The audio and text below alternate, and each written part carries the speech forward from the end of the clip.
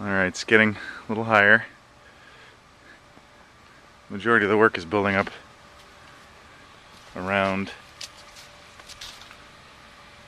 the back. Getting there. You can see I've got another 18 inches or so of back remaining. And it's starting to get cold. Last night it got down below freezing for a short time, so I have a halogen light extended from the scaffolding here that I put the tarp over.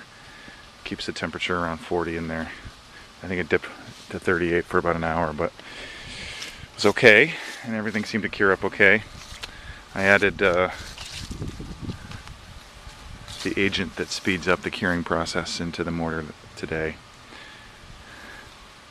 And I also put in some K88, which makes the mortar stickier, and that seemed to make a big difference in terms of putting in the mortar in the joints and having it stay there. Alright, more later.